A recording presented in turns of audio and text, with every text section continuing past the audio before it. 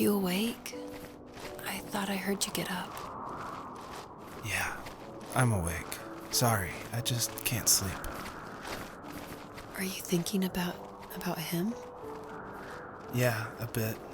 Usually get back to sleep, my love. I'm fine. No, it's okay. What else is on your mind?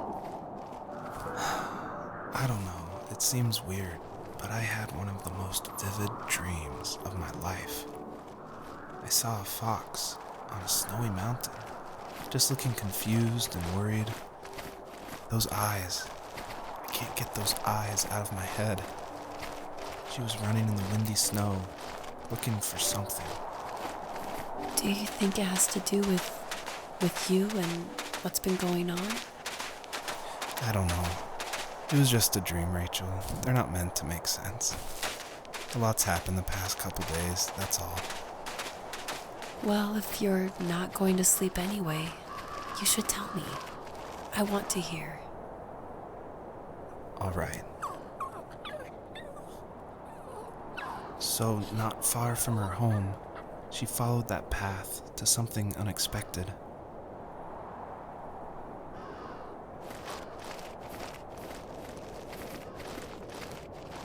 She couldn't stay, though. She had to find her other 2 children. So she took that path. She followed it towards something ancient. Something with answers.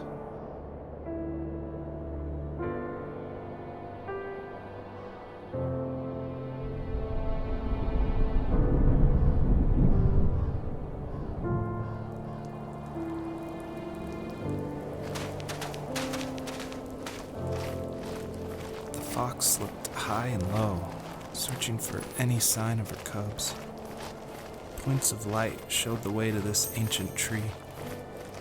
It was as if each one had a story to tell, all their own. The land was trying to tell my story, too. I felt like I was right behind her the whole time.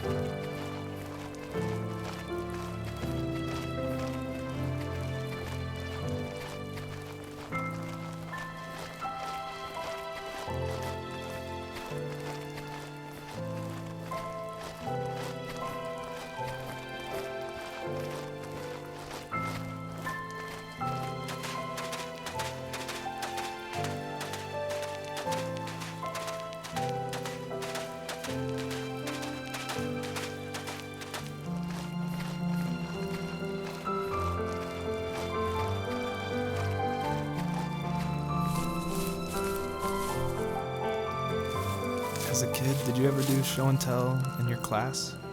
Yeah, I think I only did it once, when I was in the 4th grade. You know how my life was around then. I wanted to show my class what helped pass the time and distracted me, so I brought a dozen paper cranes I had made. I think I told everyone how badly I wanted to be a bird and fly, embarrassingly enough. Don't be embarrassed. Every kid wants to fly. For me, it was another toy from my dad, a wooden boat. I remember guarding it so carefully in my hands as I walked into class. When I sat down, a group of boys immediately made fun of it.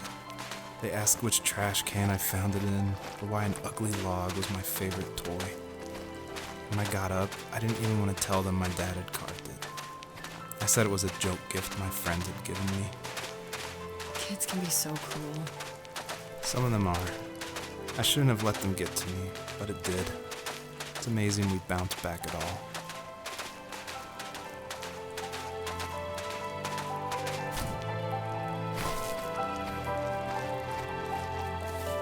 Do you remember what my dad did for a living?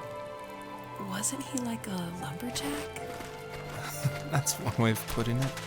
If wood was a canvas, then a carving knife was his paintbrush. Even after working a 50-hour week, even after his hands were more splinters than skin, he would bring home the nicest piece of Alaskan weeping cedar and make me toys. That wooden train was the first toy I can remember, and I loved it.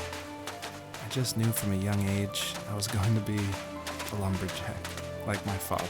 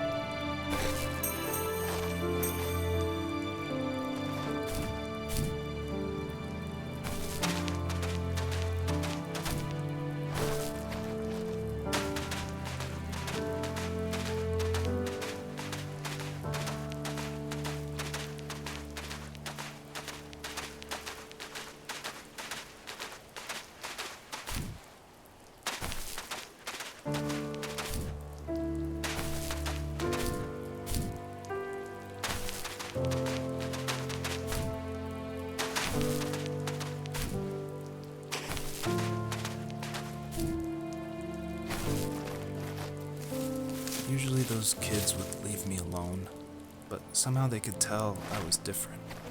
They made fun of how far away I lived. They called my dad sourdough. I was a blabbermouth as a kid, telling my dad stories I made up for hours. But after that show and tell, I didn't tell him much anymore. He didn't know exactly what was wrong, but his best guess was that the toys he carved weren't cool enough. He carved me a tank. He tried to tell me what it was like to be in a real tank as a serviceman. I didn't know your dad was in the military. Yeah, in the army. The sad thing is that I've pretty much forgotten until just now. There's so much I still don't know about him. I'm sorry. He knows how much you love him. You're going to see him again soon and have some closure, I'm sure.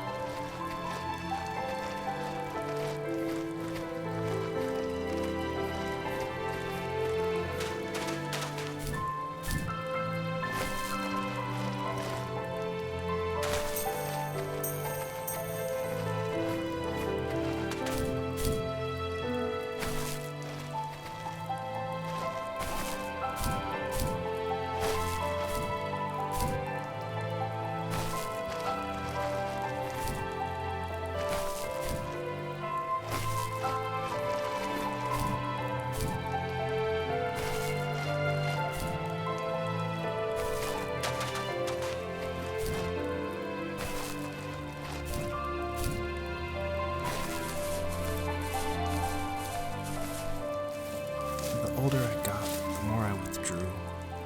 I asked myself, why talk to anybody anyway? Why bother when I'm happy by myself? I started drawing a lot, mostly animals I saw in the woods by my home. I then imagined designing my own hideouts with things like TVs and pantries full of chips and cookies. I think that idea of leaving home and drawing blueprints started my career. I found a lot of solace in that. I'm not surprised, but I did the same thing, you know?